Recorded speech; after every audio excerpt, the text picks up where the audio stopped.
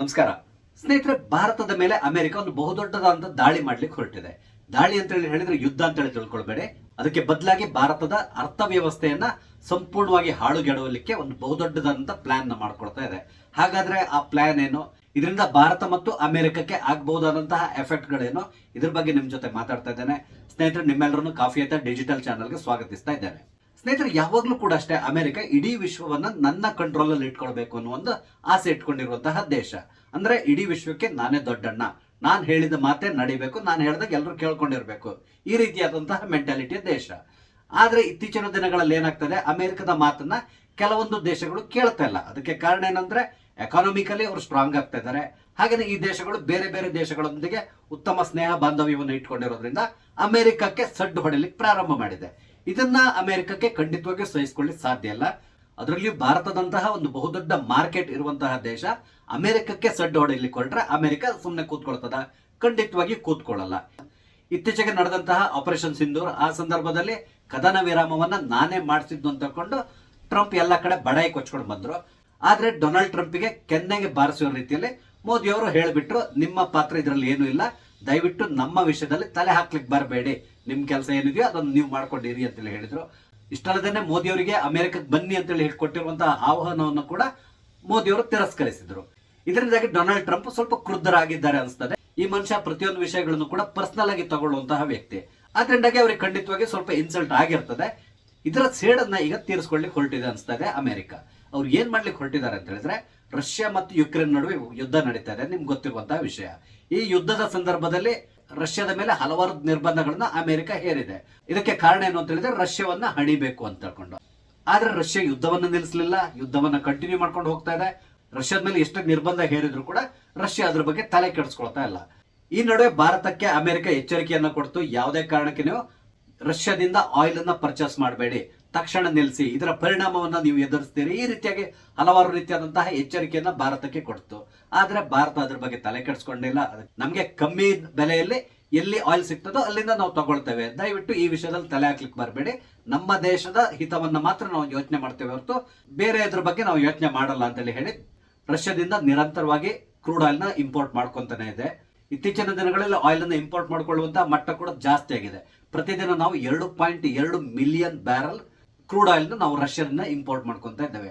ಹಾಗೆ ಚೀನಾ ಕೂಡ ರಷ್ಯಾದಿಂದ ಆಯಿಲ್ ಅನ್ನ ಇಂಪೋರ್ಟ್ ಮಾಡ್ಕೊಂತ ಇದೆ. ಇಲ್ಲಿ ನಮ್ಗೊಂದು ಅಡ್ವಾಂಟೇಜ್ ಇದೆ, ಅದೇನು ಅಂತ ಹೇಳಿದ್ರೆ ನಾವು ರೂಪಾಯಿ ಲೆಕ್ಕದಲ್ಲಿ ಈಗ ರಷ್ಯಾದೊಂದಿಗೆ ವ್ಯವಹಾರವನ್ನ ನಡೆಸ್ತಾ ಇದ್ದೇವೆ, ಡಾಲರ್ ಮುಖಾಂತರ ಅಲ್ಲಿ ವ್ಯವಹಾರವನ್ನ ನಡೆಸ್ತಾ ಇಲ್ಲ.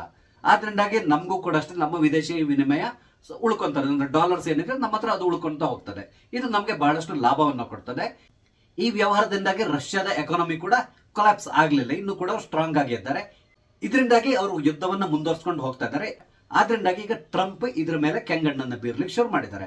ಅಂದ್ರೆ ಭಾರತ ಮತ್ತು ಚೀನಾ ರಷ್ಯಾದೊಂದಿಗೆ ಈ ಕ್ರೂಡ್ ಆಯಿಲ್ ನ ಪರ್ಚೇಸ್ ಮಾಡುವ ಮುಖಾಂತರ ಅವರಿಗೆ ಹಣದ ಸಮಸ್ಯೆ ಆಗದ ರೀತಿಯಲ್ಲಿ ನೋಡ್ಕೊಂತ ಇದೆ. ಆದ್ರಿಂದ ಈ ಯುದ್ಧ ಇನ್ನು ಕಂಟಿನ್ಯೂ ಆಗ್ತದೆ. ಯುದ್ಧ ನಿಲ್ಲಿಸಬೇಕು ಅಂತ ಹೇಳಿದ್ರೆ ಚೀನಾ ಮತ್ತು ಭಾರತವನ್ನ ಕಂಟ್ರೋಲ್ ಮಾಡಬೇಕು. ಅದಕ್ಕಾಗಿ ಏನ್ ಮಾಡಬೇಕು, ಕೆಲವೊಂದು ನಿರ್ಬಂಧಗಳನ್ನ ಹೇರಬೇಕು.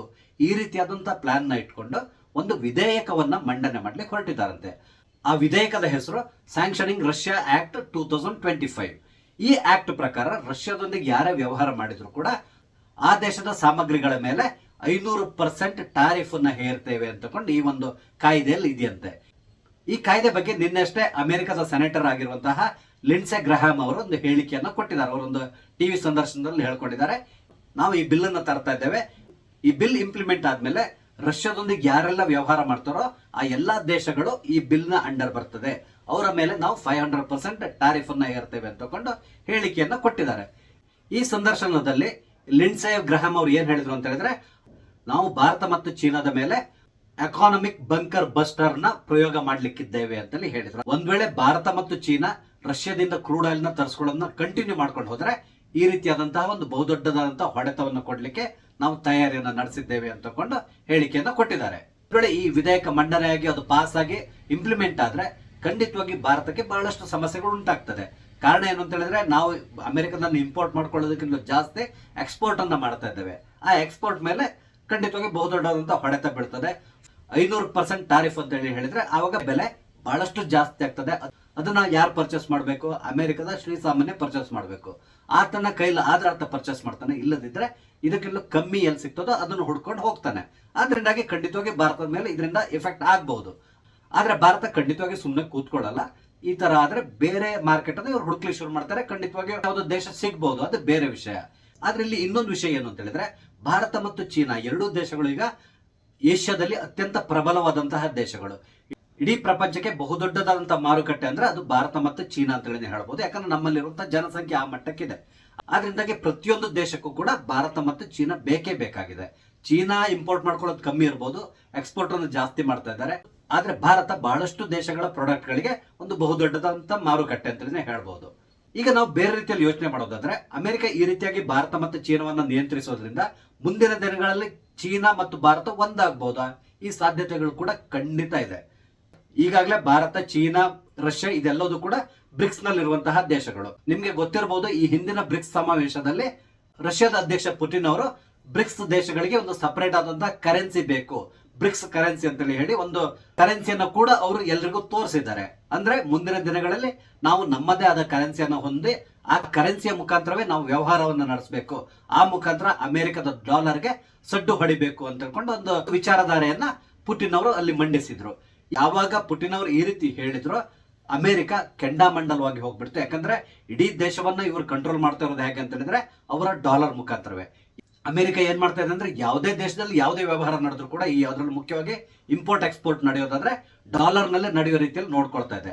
ಒಂದ್ ವೇಳೆ ಬ್ರಿಕ್ಸ್ ಅನ್ನೋ ಒಂದು ಹೊಸ ಕರೆನ್ಸಿ ಬಂದ್ರೆ ಅದು ಖಂಡಿತವಾಗಿ ಈ ಡಾಲರ್ಗೆ ಸಡ್ಡನ್ನು ಹೊಡಿತದೆ.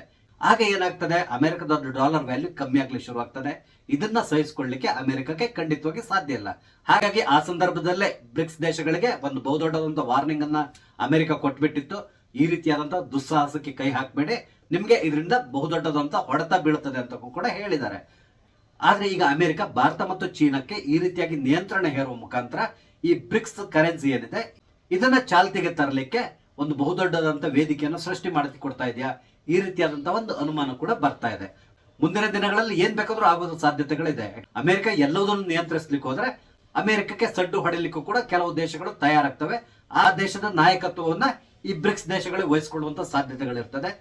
ಆದ್ರಿಂದ ಈ ವಿಧೇಯಕವನ್ನ ಮಂಡನೆ ಮಾಡಿ ಆ ವಿಧೇಯಕವನ್ನ ಜಾರಿಗೆ ತಂದ್ರೆ ಮುಂದಿನ ದಿನಗಳಲ್ಲಿ ಭಾರತ ಮತ್ತು ಅಮೆರಿಕದ ನಡುವಿನ ಸಂಬಂಧದಲ್ಲಿ ಬಹಳಷ್ಟು ಏರುಪೇರು ಆಗುವಂತ ಸಾಧ್ಯತೆಗಳು ಕೂಡ ಇರ್ತದೆ. ನೋಡೋಣ ಮುಂದಿನ ದಿನಗಳಲ್ಲಿ ಏನೆಲ್ಲ ಆಗ್ತದೆ ಅಂತ ಹೇಳ್ಕೊಂಡು. ಸ್ನೇಹಿತರೆ, ನಾನು ಹಂಚಿಕೊಂಡಂತ ವಿಷಯ ನಿಮ್ಗೆ ಇಷ್ಟ ಆದ್ರೆ ದಯವಿಟ್ಟು ಲೈಕ್ ಮಾಡಿ, ಶೇರ್ ಮಾಡಿ, ಹಾಗೆ ದಯವಿಟ್ಟು ನನ್ನ ಚಾನಲ್ ಸಬ್ಸ್ಕ್ರೈಬ್ ಮಾಡಿ. ನಮಸ್ತೆ, ಜೈ ಹಿಂದ್.